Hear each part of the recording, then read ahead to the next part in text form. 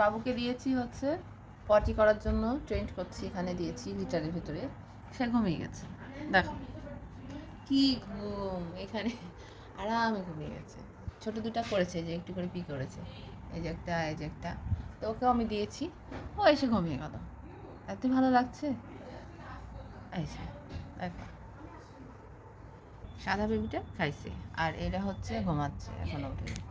এই যে এটা উঠেছিল, ওদেরকে হচ্ছে আজকে দিয়েছি দেশি মুরগির স্যুপ তৈরি করেছিলাম, সেই স্যুপের হচ্ছে মাংস ছিল, মাংস দিয়ে ভাত দিয়ে একদম মেখে দিয়েছিলাম।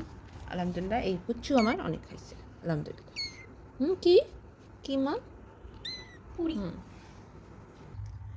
এই হচ্ছে যে এও খেয়ে ঘুমালো, এ অল্প একটু খেয়েছে, এ খায়নি, এই বেশি মায়ের দুধ খায়, এর জন্য হচ্ছে যে ওর খাবারের প্রতি অতটা ইয়া থাকে না। ও মানে জিঞ্জার বড় ছেলে, ও সব খেয়ে নেয় মায়ের দুধ, ও আগে যে খেয়ে দিয়ে চলে আসে, তারপরে এ তো পাই না। তো 5টা বাচ্চা হওয়ার কারণে দুধের স্বল্পতা ওর মায়ের দেখা দিচ্ছে, মানে পাওয়া যায় না ঠিক মতন, এই জন্য আমাকে এত কষ্ট করে এবার হচ্ছে খাওয়ানো লাগছে, কারণ এত তাড়াতাড়ি ওদেরকে খাওয়ানো শুরু করি না। এই যে খেলাধুলা শুরু করেছে, আর এদিকে হচ্ছে ঘুমাচ্ছে, একা ঘুমাচ্ছে। এই হচ্ছে আমার বাড়িতে চলছে আজকে। বেবি ভদ্রতার সাথে খাচ্ছে।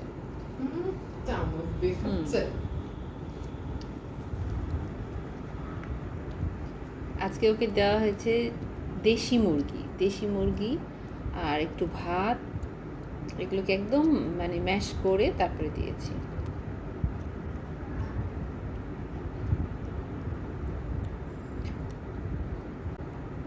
দেশি মুরগির ভাত আর কয়েকটা চিকেন, ইয়া সরি, দেশি মুরগির ভাত আর ক্যাট ফুড দিয়ে মাখিয়ে দিয়েছি, অল্প ক্যাট ফুড, বেশি দিইনি, সামান্য একটু, কারণ ক্যাট ফুড না দিলে ওর মা আবার খায় না।